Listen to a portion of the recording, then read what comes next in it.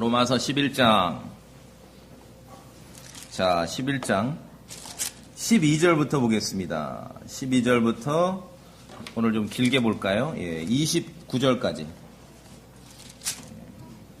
성도님들하고 함께 말씀을 나누어 읽는 시간은 참으로 복된 시간, 즐거운 시간입니다. 로마서 11장 12절부터 몇 절까지요? 29절까지만 봅니다. 아시겠죠? 제가 먼저 12절 보고 11장 12절 보고 성도님들 13절 보고 이렇게 교대로 해서 29절까지 읽겠습니다. 이제 그들의 넘어짐이 세상의 부유함이 되며 그들의 쇠퇴함이 이방인들의 부유함이 되거든 하물며 그들의 충만은 얼마나 더 많이 부유함이 되겠느냐.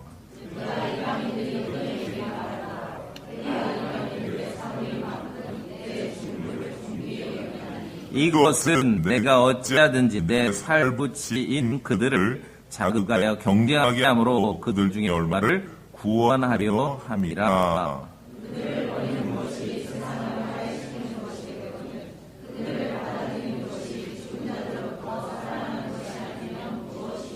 첫 열매가 거룩하면 덩어리도 거룩하고 뿌리가 거룩하면 가지들도 그러하니라.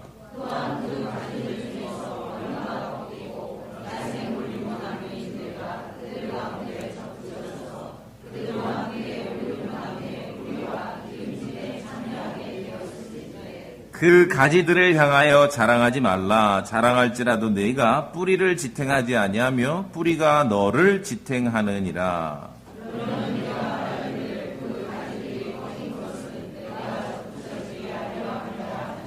옳도다. 그들은 믿지 아니함으로 꺾였고 너는 믿음으로 말미암아 서 있느니라. 높은 마음을 품지 말고 도리어 두려워하라.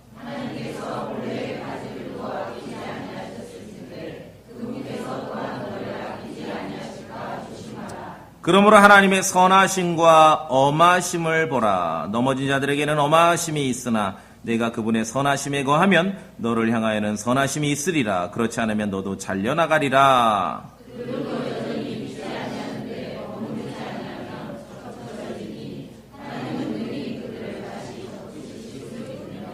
내가 본래 야생 올리브 나무에서 잘려 본성에 역행하며 좋은 올리브 나무에 접붙여졌을진데 하물며 본래 가진 이들이야 얼마나 더 자기 자신의 올리브 나무에 젖붙여지겠느냐.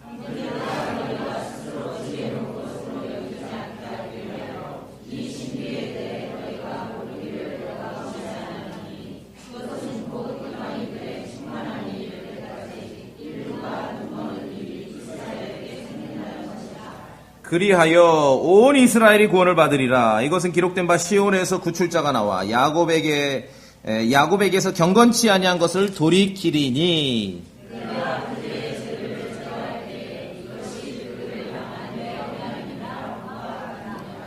복음에 관하여는 그들이 너희로 인해 원수된 자들이지만 선택에 대하여는 그들이 조상들로 인해 사랑받는 자들이니라.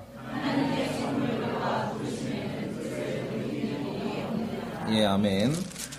로마서 11장 12절부터 29절까지 보았습니다. 하나님 말씀 선포 위에 잠깐 기도합니다. 걸어가신 아버지 하나님, 오늘 우리가 하나님 아버지께서 그리스도의 몸의 지체들에게 각자에게 무엇이라고 말씀하는지 듣기 위해서 주님 앞에 모인 것입니다. 우리의 믿음을 늘려주시고 이해력을 주시고 열린 귀를 주시고 준비된 마음을 주시사 진리를 잘 분별해 들을 수 있게 해주시고 또 강단에 저를 세우셨사온데 능력을 주시고 지혜를 주시고 해야 될 말을 주시고 우리가 모두가 하나님의 말씀을 기준으로 해서 성경 기록과 일치된 진리 안에 있도록 주님께서 은혜를 베풀어 주시옵소서. 우리 주 예수 그리스도의 이름으로 기도합니다. 아멘. 자, 로마서 11장은 로마서 10장 그리고 9장 10장 11장은 소위 이제 이스라엘 사람들 유대인들의 어떤 그 과거와 현재와 미래에 대한 그런 진리, 교회 성도들이 알아야 될 교리적인 진리를 알려주고 있습니다. 자, 여러분 혹시 이런 말 이전에 들어보신 적 있으세요? 하나님께서 역사를 주관하시는데 하나님께서 역사의 주관자시고 정말 하나님이 살아계신다는 증거를 말할 때면은 우리가 흔히들 역사에서 누구를 보라라고 말합니까? 유대인을 보라. 그런 얘기 들어보신 적 있으세요? 예, 많이들 이야기합니다. 그런데 제가 오늘 성도님들과 좀 나누고 싶은 것은 이스라엘 사람들, 유대인을 보는 그 시각도 성경 기준으로 바르게 나누어야 합니다. 그러니까 세상이 바라보는 유대인의 시각과 성경이 우리에게 가르치는 유대인을 바라보는 시각을 바르게 구분하셔야 됩니다. 성경을 믿는 크리스천들은 성경에서 말하는, 그러니까 이스라엘 사람들, 야곱의 12지파로 나뉘어지는 유대인들, 성경에서 말하는 유대인들을 어느 자리에 갖다 놓아야 할지를 정확하게 구분하셔야 됩니다. 세속 역사에서 말하는 민족의 흥망성쇠와 성경에서 가르치는 민족의 역사는 전혀 다를 수가 있습니다. 그렇죠? 우리가 여기서 성경을 통해서 진리를 배우고 성경을 통해서 바벨론을 얘기하고 성경을 통해서 이스라엘을 얘기하는 것은 일반 그냥 세속 역사만을 얘기하는 게 아니죠. 하나님 말씀에 있는 진리를 얘기하는 것입니다. 예수 그리스도의 복음으로 본다면은, 예수 그리스도의 복음의 관점으로 본다면은, 여기 지금 우리가 읽었던 28절에도 있죠. 복음에 관하여는 그들은 누구죠? 유대인입니다. 이스라엘 사람들이죠. 복음에 관하여는 그들이 너희로 인해 누구예요? 원수다. 예수 그리스도의 은혜의 복음의 기준으로 본다면은 소위 유대인들, 제가 이제 이스라엘 사람들, 이스라엘 자손들, 유대인들 이걸 말 섞어서 할 겁니다. 같은 거죠. 예수 그리스도의 복음의 기준으로 본다면은 원수입니다. 그 말은 이제 성경에 있는 말로 다시 좀 이렇게 바꿔서 이해를 하면은 예수 그리스도의 복음 앞에서는 유대인과 이방인, 그리스인의 구분이 없다는 것입니다. 굳이 그것을 구분해야 될 이유가 없다는 거예요. 로마서 10장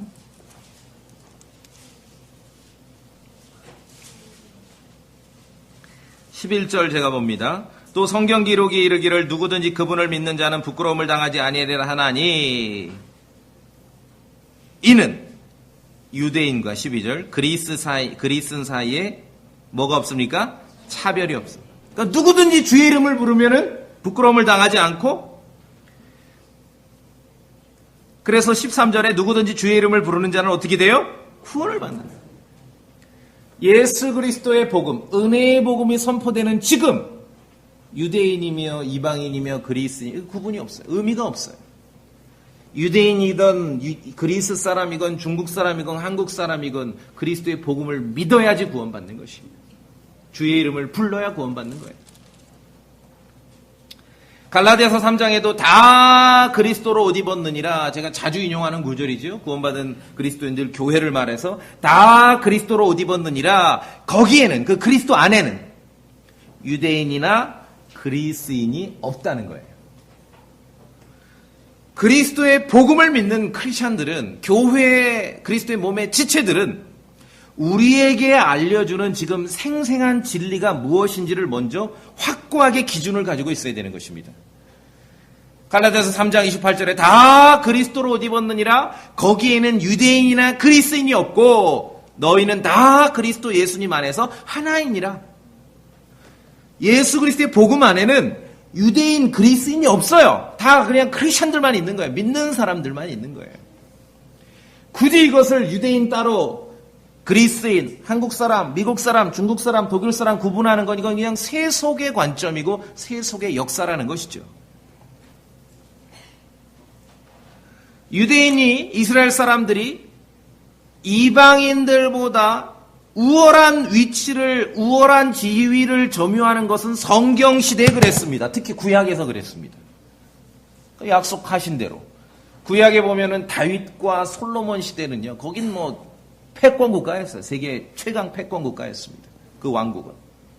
성경이 그러하다는 것이죠. 예수 그리스도의 복음을 믿고 우리가 교회를 이루고 그리스도의 몸을 이룹니다.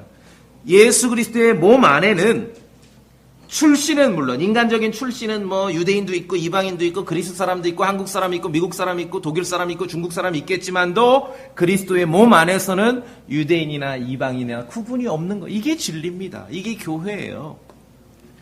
고린도전서 12장 다시 한번 봅시다. 고린도전서 12장.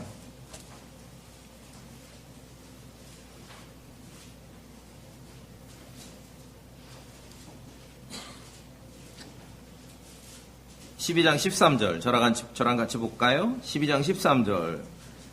시작. 우리가 유대인이나 이방인이나 매인자나 자유로운 자나 모두 한 성령에 의해 침례를 받아 한 몸 안으로 들어왔으며 모두가 마시게 되어 한 성령 안으로 들어왔느니라. 구원을 받고, 죄인이 구원을 받고 예수 그리스도의 복음을 믿고 예수 그리스도의 어떤 이름을, 주님의 이름을 부를 때 그리스도의 몸 안으로 들어오는데, 그 성도가, 구원받은 사람이 그리스도의 몸의 지체가 되고 그리스도의 몸 안으로 들어오는데 거기는 구분이 없어. 유대인이라고 특별되고 이방인이라고 약간 B급 그런 거 없습니다. 노 그런 거 없어요. 그러니까 오늘 본문에서도 로마서 11장에서도 우리에게 알려주듯이 어떤 기준과 어떤 관점을 가지고 우리가 바라보느냐, 이 차이가 굉장히 크다는 것이죠. 그러니까 기초가 무엇이고 기준이 무엇인지도 모르고 그냥 덮어놓고 덤벙덤벙 교회에서건 세상에서건 믿는 자건 안 믿는 자건 그냥 유대인 하니까 다 거기에 이렇게 몰입을 하고 경도돼요. 적어도 성경을 믿는, 그리스도의 복음을 믿는 크리스찬들에게, 교회에게는 그렇게 가르치지 않는다는 거예요. 그렇죠? 내가 지금 말하는 것이 그리스도의 복음에 관한 관점인지 아니면은 구약의 얘기, 그들이 민족적으로 하나님으로부터 선택받은 그 관점인지, 그것을 우리가 분명히 할 필요가 있다는 것입니다. 따라서 그런 얘기 많이 들어요. 저도 들어봤어요. 하나님께서 역사를 주관하십니다. 하나님께서 역사를 어떻게 생생하게 주관하시고 하나님의 살아계심을 볼 때 유대인의 역사를 보십시오. 동의하세요? 틀린 얘기는 아니겠죠. 그러나 제가 말을 바꾸겠습니다. 살아계신 하나님께서 어떻게 인류 역사를 주관하시는지, 그분이 어떻게 사람들의 역사를 운영해 오셨는지를 보시려면은 교회를 보라는 것입니다. 하나님께 속한 교회를 보라는 것입니다. 유대인이나 세상의 제도화된 종교나 제도화된 교회처럼 예수 그리스도께 속한 교회는 체계적인 조직도 없었습니다. 일사불란한 어떤 원칙도 없었고 하나로 돌아가는 그런 시스템도 없었습니다. 유대인들처럼, 유대인의 어떤 그런 사회, 민족 체계처럼 눈에 보이는 공통사항도 없었습니다. 그렇죠? 눈에 보이는. 그럼에도 불구하고 예수 그리스도의 복음 안에서 교회가 2000년 동안 살아남았다는 게, 저는 이게 더 놀라워요. 이게 더 놀라워요. 여러분 어떻습니까? 유대인은요, 눈에 보이는 공통점이 그래도 있잖아요. 같은 편을 먹을 수 있어. 근데 그리스도께 속한 교회는 그런 걸 찾아볼래야 찾아볼 수 없어요. 200년 전 살았던 유럽에 있는 크리스찬하고 지금 한국에 있는 크리스찬, 어떤 공통점이 있냐고요. 그러나 하나님의 말씀과 그리스도의 복음 안에서 교회가 2000년 동안 생생히 살아남아 온 이것이 더 대단한 것이죠. 여기에 하나님의 능력이 더 있는 거예요. 내가 믿는 은혜의 복음, 여러분이 믿는 은혜의 복음은 어디서 출발했냐면 사도 바울이 선포하기 시작했습니다. 갈라디아서 1장. 갈라디아서 1장.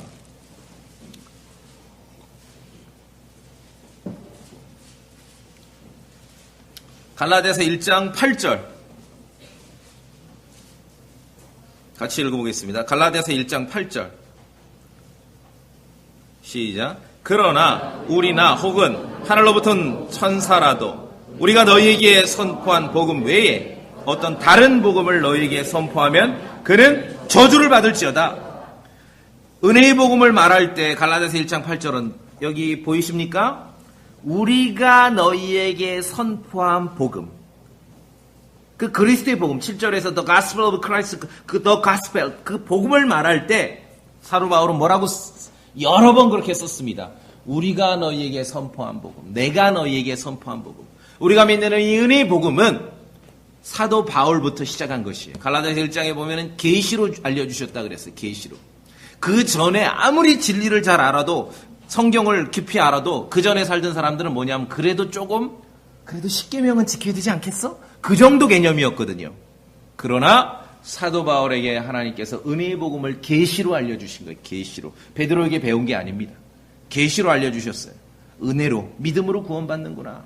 모든 죄인이, 이것도 유대인이나 이방인, 유대인이나 그리스도인 구분이 없이 그냥 믿음으로 구원을 받는구나. 예수 그리스도의 죽으심과 부활하심을 마음으로 믿을 때 구원을 받는구나. 이 복음은 사도 바울에게서부터 시작된 것이에요. 그래서 다른 복음을 전하면 저주를 받는다 그런 것이에요. 오늘날 많은 사람들이 복음을 전한다고 말하는데 제가 아무리 봐도 사도 바울이 선포한 복음이 아닌 걸 말하는 사람들이 너무 많아요. 너무. 그걸 우리가 얘기해야 됩니다. 그런 거야말로 지적질해야 돼요. 스톱 잠깐만요. 당신이 말한 게 지금 그렇게 믿으면 구원받는다고요? 지옥에서 빠져나올 수 있다고요? 잠깐 성경에 그런 게 어디 있습니까? 그런 걸 지적질해야 되는 것입니다. 사도 바울은 뭐라 그랬습니까? 저주를 받는다 그랬어요. 심지어 저주를 받는다. 우리가 정말 시간을 쓰고 에너지를 쓰고 힘을 써서 해야 될 일들을 알아야 됩니다. 그래서 내가 믿고 여러분이 믿는 은혜의 복음은요, 사도 바울이 선포하기 시작한 복음입니다. 우리는 왕국복음을 믿는 게 아니라 은혜의 복음을 믿는 것이죠. 그래서 무슨 말이냐 하면은 줄긋기를 하면은 이렇게 제가 복음을 믿을 때 누군가 이렇게 역할을 했을 거 아닙니까? 그렇죠? 여러분도 마찬가지예요. 나는 뭐 하늘로부터 계시받아 구원받았다 그런 사람 없어요. 땡. 계시로 복음을 안 사람은 바울밖에 없어요. 거짓말장이들을 찾아내실 수 있어요. 내가 뭐 기도 많이 했더니 어떻게 구원받는 줄 알았다. 뭐 천사가 나타내서 여기 나와 있잖아요. 천사라도 저주받는다. 그렇죠? 1장 8절에. 그래서 구원받은 성도들이 은혜의 복음을 믿는 것을 줄긋기를 하면은 다 누구와 만나냐면 사도 바울과 만나는 것이에요. 그것이 성경 진리입니다. 나는 베드로와 만나는 깊이 한번 묵상해 보세요. 이상한데요. 나는 뭐 모세하고 만나는데 깊이 묵상해 보셔야 돼요. 구원받은 모든 성도들이 은혜의 복음을 믿는 그 전달 과정을 다 줄긋기를 해본다면 누구하고 만날까요? 사도 바울로 만난 거예요. 그래서 저는 세속 역사에서 유대인들이 그 AD 72년제 로마에 의해서 마지막 그 마사다가 점령된 이후 전 세계에 흩어져서 2000년 동안 흩어져 살다가 다시 2000년 만에 그들의 어떤 민족적인 정체성을 가지고 한 군데 모였다. 이것을 막 기적이다. 와, 대단하다. 이런 민족이 없다. 하나님의 놀라운 은혜다라고. 좋아요. 나쁜 거 아니에요. 그러나 저는 죄인이 어떻게 구원받고 어떻게 해야 정말 불법과 사망으로부터 지옥으로부터 건진받고 영원한 생명을 가질 수 있는지 이 은혜의 복음이 그리스도의 복음이 저는 만난 적도 없고 얼굴도 모르는 사도 바울에게서부터 출발한 이 은혜의 복음이 2000년의 시간을 거슬러 내려와서 나에게까지 내려오고 여러분에게까지 전달된 전 이게 더 대단한 것이에요. 그렇죠? 이게 더 대단한 거예요. 무엇이 대단합니까? 하나님 말씀의 어떤 기준을 확고히 우리가 가질 필요가 있다는 것입니다. 그래서 다시 말씀드리면 로마서 11장을 보면 은혜의 복음이 선포되는 이 순간 지금 팔레스타인 땅에 이스라엘 국가가 있죠. 다윗의 벼를 국기로 이렇게 상징으로 삼고 있는 이스라엘 국가 그거와는 상관없이 그랬던 저랬던 그거와는 상관없이 성경에서 말하는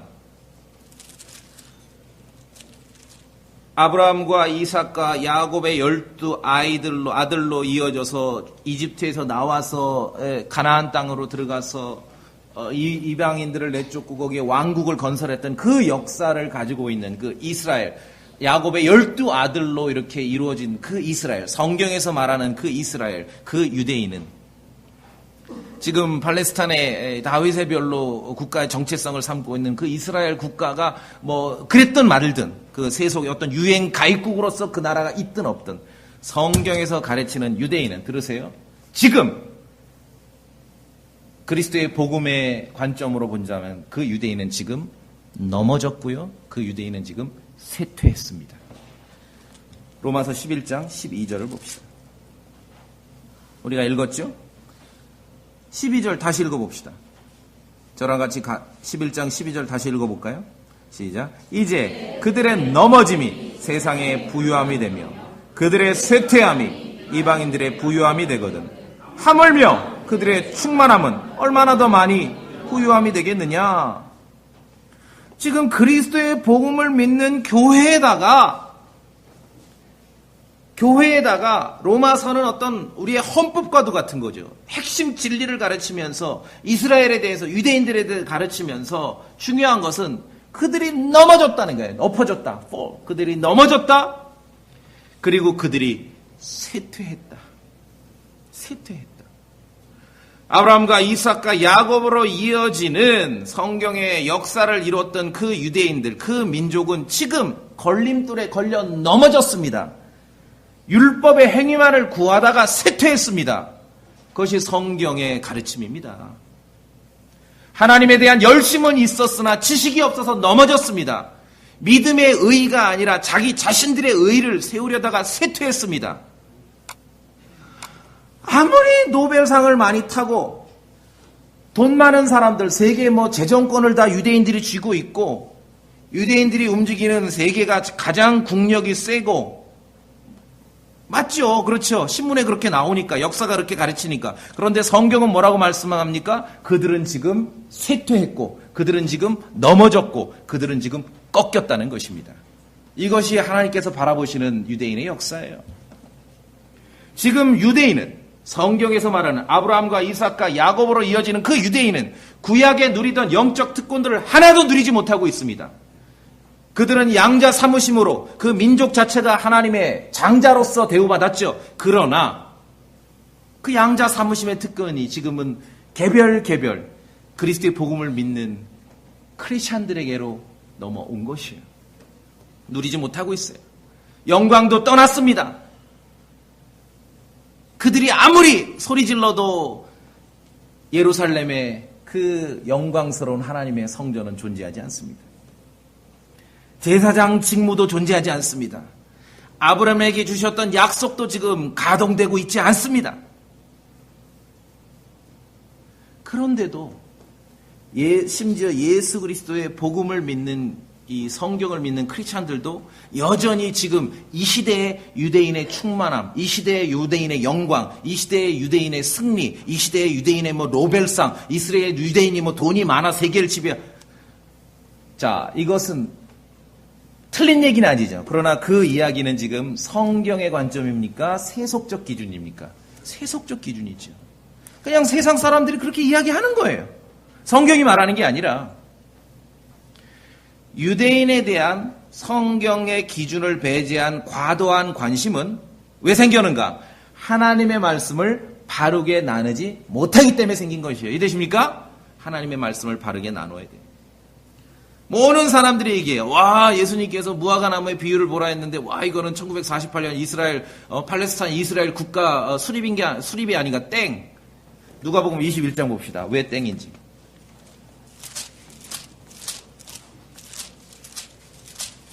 누가복음 21장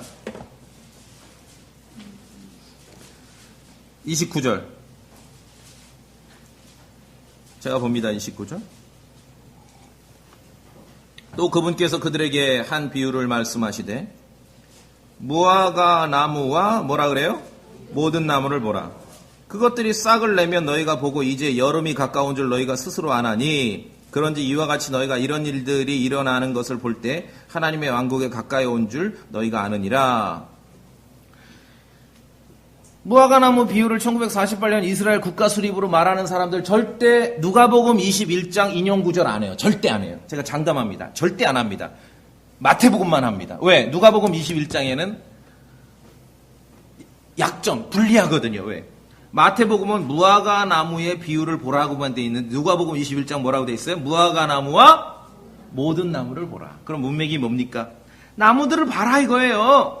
나무들에서 싹이 나면은 여름이 가까운 줄 알지 않느냐. 그렇죠? 그와 같이 이런 일들이 일어나면은 이 31절 이런 일들은 그 나무에서 싹이 나는 게 아니라 앞에서 쫙 말씀하셨어요. 종말의 때 어떤 일이 있고 어떤 일이 또 이런 일들이 일어나면은 왕국이 가까운 줄 알라 이 뜻이. 이거는 정말 이거는 그냥 읽기 공부예요. 읽기 공부. 근데 뒤져보세요. 무화과나무 어쩌고 1948년 이스라엘 누가복음 21장을 인용 구절로 쓰지를 않는다니까요. 왜냐하면 불리하기 때문에. 그런 게 하나님 말씀 어디 있습니까? 문맥을 보면은 왜 무화과나무와 나무 얘기를 하시냐면은 야 나무를 봐. 무화과나무에 싹이 나면 여름이 가까워지. 마찬가지야. 내가 지금까지 이런 일들을 많이 얘기했잖아. 이런 일들이 일어나면은 왕국이 가까이 오는 거야 라고 제자들에게 가르쳐 주신 거예요. 이해되십니까? 예. 그래서 우리 성도님들이 기억하실 것은 지금은 그리스도의 은혜의 복음이, 하나님의 은혜의 복음이 선포되고 있는 지금은 누구든지 유대인이건 그리스인이건 구원받기 위해서는 주 예수 그리스도의 복음을 믿어야 되는 이 시대, 지금은 하나님께서 이스라엘 사람들, 유대인을 구약처럼 이집트에서 탈출시켜서 광야 시대를 거치고 가나안 땅을 들어가 점령을 하고 왕국을 이룰 때처럼 그들을 한 민족으로 우선적으로 그들을 상대하시는 그 프로그램이 지금 가동되고 있지 않습니다. 지금은 누구든지 이 땅에 숨쉬는 사람은 누구든지 민족에 상관없이 종족에 상관없이 종교에 상관없이 예수 그리스도의 복음, 하나님의 은혜의 복음을 믿어야 구원을 받고 그 구원받은 사람들이 함께 그리스도의 몸을 이루고 교회를 이루는 이 교회 프로그램이 가동되고 있는 것이에요. 이것이 말씀을 바르게 나누어서 우리가 아는 것이에요. 그러니까 크리스찬들에게도 많이 이렇게 들어오는 많은 것들은 우리에게 주신 바른 어떤 성경의 분별이보다는 그냥 세속의 역사입니다. 뉴스에서 다 나온 거. 그렇죠? 뉴스에서 나온 거. 어제 9월 23일이 세상 종말이라는, 성경 어디 있냐고요, 어디. 다 뉴스에서 나온 거, 유튜브에서 본 거. 그렇죠? 그래서 누구든지 기억하십시오. 유대인이든 그리스인이건 한국 사람이건 중국 사람이건 일본 사람이건 독일 사람이건 미국 사람이건 주 예수 그리스도를 마음으로 믿어야 의에 이르는 것입니다. 영원한 생명을 갖는 것이. 아들이 있는 자에게는 생명이 있고 하나님의 아들이 없는 자는 생명이 없다 그랬습니다. 이 말씀은 유대인이건 이방인이건 중국인이건 일본인 아무 구분 없고 동일하다는 것이에요. 동일합니다. 죽은 자들로부터 살아나신 구원자인 예수 그리스도를 받아들여야 영원한 생명을 소유할 수 있는 거예요. 지금은 패키지로 옛날처럼 민족 단위로 이런 거 없어요. 그룹으로 구원받고 이런 거 없습니다. 로마서 1장 16절 봅시다. 로마서 1장 16절. 왜 우리가 로마서에서 유대인에 대한 이야기를 다루는지를 다시 한번 생각해 보셔야 됩니다. 왜 로마서를 빼고 자꾸 그런 얘기를 하는가요? 그렇죠? 말씀을 바르게 나누지 못하기 때문에 그런 것이에요. 로마서 1장 16절. 같이 읽습니다.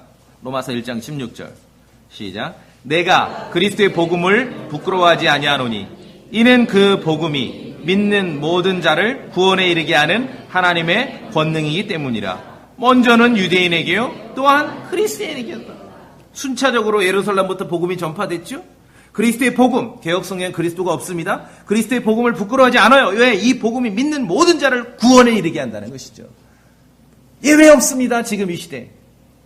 그 누구라도 성경을 창세기부터 계시록까지 거꾸로 다 암송하는 사람이라 할지라도 위대한 유대인의 납비라 할지라도 예수 그리스도의 복음을 믿어야 구원받는 것이에요.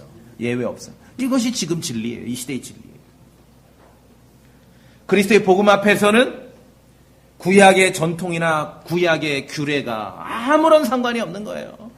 여기에 성전이 왜 등장을 하며 대제사장이 왜 등장을 하며 염소가 왜 등장을 하고 무슨 숫소가 왜 등장을 하고 전 이해를 못하겠어요. 하나님의 말씀을 바르게 나누지 않고 과도하게 성경이 주는, 교회의 성도들에게 성경이 주는 진리를 넘어서서 그냥 호기심으로 바르게 나누지 않고 세상에서 주는 이스라엘과 유대인들에 대한 정보를 갖는 것은 사실은 결과적으로 죄인들에게 그리스도의 복음을 전하는데 방해를 합니다. 방해를 해요. 죄인들에게 가서 우리가 복음을 전할 때 성전 얘기 안 해도 돼요. 무슨 희생물 얘기 안 해도 돼. 네가 죄인이다. 죄인이다. 그렇죠? 구원 받아야 된다. 말씀에 나와 있죠. 그들의 넘어짐과 그들의 쇠퇴함, 그들의 꺾임 덕분에 이제 이방인들이 그리스도의 복음 안으로 들어왔고 우리도 그리스도의 복음 안에서 부유하게 된 것입니다. 야생 올리브나무와 같던 이방인들이 좋은 올리브나무에 접붙여지게 된 것이에요. 뿐만 아니라 유대인과 더불어 이제는 동료 시민이 되었습니다. 과거 기준으로 보자면 유대인만 시민이고 이방인은 개였거든요. 그런데 이제 그리스도 안에서는 유대인과 더불어 동료 시민이 되었습니다. 뿐만 아니라 하나님의 집안에 속하게 된 것이에요. 나무와 돌로 짓는 성전에 관심을 갖지 마시기 바랍니다. 그리스도의 복음이 선포되는 이 시대는 성경에 분명히 말하잖아요. 믿는 자들, 교회가 하나님의 성전이에요. 그렇죠? 지금 하나님은 이 성전을 상대하시는데 이 속에 있는 사람들은 왜 자꾸 나무와 돌로 된 성전에 관심을 갖냐고요. 그리고 이제 이방인들조차 약속의 동참자들이 되었다는 것이에요. 갈라디아서 3장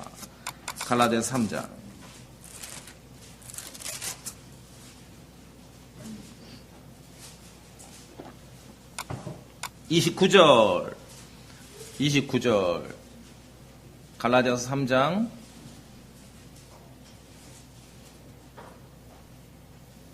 29절 같이 읽어보겠습니다.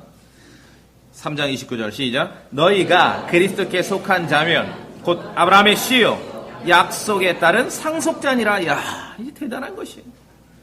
그리스도의 복음 안에서 우리가 그리스도께 속한 자, 교회의 구성원이라면은 그리스도의 몸의 지체라면 이게 그 약속 우리와 상관없었어요.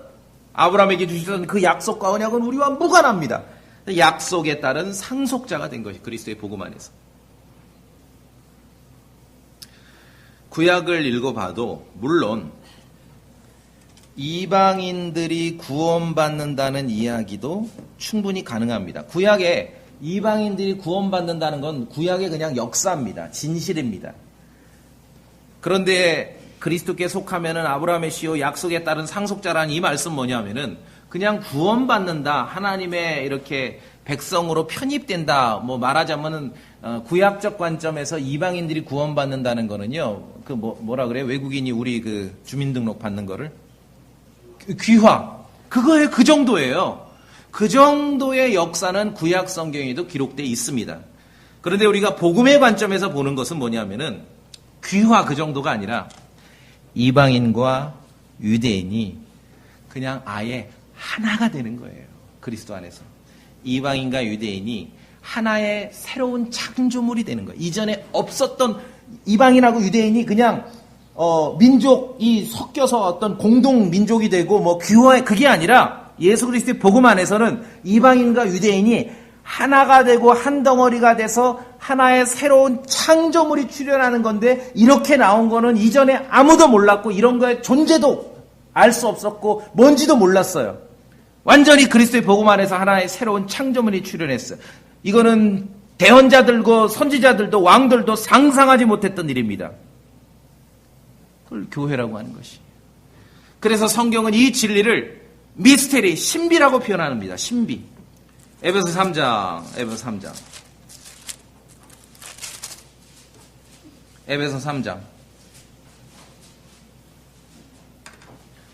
자, 6절. 에베소 3장 6절. 에베소 3장 6절. 같이 읽어보겠습니다. 매우 중요한 구절이죠. 우리가 성경에서 가르치는 진리를 알 때 이것이 여러분의 일상 삶하고는 굉장히 동떨어지는 거 아닌가라고 생각하실지 모르지만 여러분이 성경 기록을 알고 성경 기록을 믿을 때 여러분의 신앙이 자라나는 것이. 에베소 3장 6절 시작. 이 신비는 곧 복음으로 말미암아 이방인들이 그리스도 안에서 동료 상속자가 되고 같은 몸에 속하게 되며 그분의 약속에 참여자가 된다는 것이라. 이 문맥을 보면 여기에 뭐가 생략돼? 유대인이에요, 유대인. 복음으로 말미암아 이방인들이 그리스도 안에서 유대인과 함께 동료 상속자가 되고 유대인과 함께 같은 몸에 속하게 되고 그분의 약속에 참여하는 자가 되고 뭐 그런 말 하죠. 약속의 백성. 그거는 이방인들에게는요, 이건 뭐 있지도 않았던 얘기예요. 약속의 상속자는 유대인들, 이스라엘 12지파 그들에게만 약속했고요. 이방인들은 개였거든요. 그러나 그 약속에 우리가 참여하는 자가 된 거예요. 이게 그리스도의 복음 안에서 교회 안에서 이루어지게 된다는 것입니다. 그래서 다시 말씀드립니다. 지금은 이방인과 유대인이 구분 없이 예수 그리스도 안에서 하나의 새 사람, 에베소 2장에 정확하게 나와요. One new man. 어떤 민족이 아니라 이스라엘 민족의 귀화에서 편입되는 것이 아니라 이전에 존재하지 않았던 새로운 창조물, one new man, 하나의 새 사람을, 새로운 사람을 이루는 그 프로그램이 가동 중인 것이에요. 이것을 우리가 그리스도의 복음이 전파된다라고 말씀하는 거예요. 그래서 지금 그리스도의 복음이 전파되는 세상에서 하나님께서 이 시대 예수 그리스도의 복음의 관점으로 보자면은 결코 민족이나 인종을 구분해서 다루시지 않습니다. 유대인 크리스찬이가 우월해요? No. 뭐 한국 크리스찬 열등해요? No. 동등합니다. 지금은 그리스도의 복음의 관점에서는 온 세상에 그냥 구원받아야 될 죄인만 있을 뿐입니다. 유대인도 죄인이고 한국 사람도 죄인이고 그리스도의 복음만 필요한 것이에요. 만약에 여러분이 유대인을 좀 달리 대해서 뭐 유대인 크리스찬을 말하고 싶다 그러면 동시에 한국 크리스찬도 따로 구분하셔야 되고 중국 크리스찬도 구분하셔야 되고 독일 크리스찬도 구분해서 그렇게 동등하게 말하셔야 돼요. 이것이 성경에서 우리에게 가르치는 기준이라는 것입니다. 심지어 이스라엘 12지파의 하나로, 그러니까 어떤 세상에서 말하는 그런 유대인 어떤 민족 국가를 이루는 그런 이스라엘 아니, 정말 원칙 그대로 성경에서 말하는 아브라함과 이삭과 야곱으로 이루어지는 그 이스라엘의 12지파의 하나로 이루어지는 그 유대인, 이스라엘 자손이 있다 하더라도 지금 그들 스스로가 어떤 구약에 내려오는 유대인으로서의 정체성을 가지고 있다 하더라도 성경은 뭐라고 가르칩니까? 그들은 지금 눈 멀었습니다. 눈 멀었어요. 심지어 꺾였다 그랬어요. 마음의 베일로 덮여 있다 그랬습니다. 심지어 구약 성경을 읽더라도 진리를 알지 못합니다. 많은 사람들이 착각을 하고 있어요. 킹제임스 성경을 덮고 나면은 그래도 그들이 복음을 믿지 않고 그리스도를 안 믿어도 유대인이니까 구약 성경에 대해서만큼은 그들이 최고지 않을까라는 착각 속에 빠져 있죠. 그러나 하나님의 말씀을 펴서 읽으면은 그렇지 않다는 걸 우리가 알 수 있는 것입니다. 고린도후서 3장. 고린도후서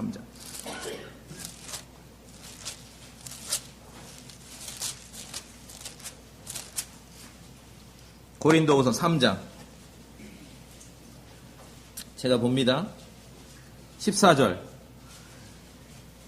고린도후서 3장 14절. 그러나 그들의 마음이 가려졌으니 이는 이날까지도 옛 상속 언약의 말씀을 읽을 때, 옛 상속 언약의 말씀을 읽을 때가 뭐냐면은 리딩을 하는데 무엇을 리딩하냐면 the Old Testament, 구약 성경을 읽을 때 그 말이에요. 옛 상속 언약의 말씀을 읽을 때 바로 그 베일이 벗겨지지 아니한 채 남아있기 때문이라. 유대인들이 구약을 읽을 때도 베일이 덮여 있는 거예요. 그러니까 잘 못 읽어요. 여러분 책 읽을 때 수건 하나 덮고 읽어보세요. 읽어요, 못 읽어요? 못 읽어요. 그게 지금 유대인의 상태라는 거예요. 하나님의 말씀이 그렇습니다.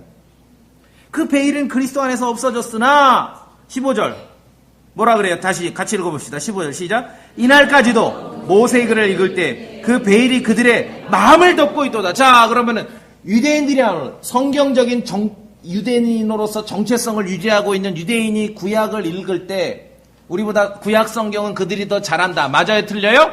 틀리죠. 땡. 하나님의 말씀이 그렇지 않아요. 그렇죠? 16절도 봅시다. 시작.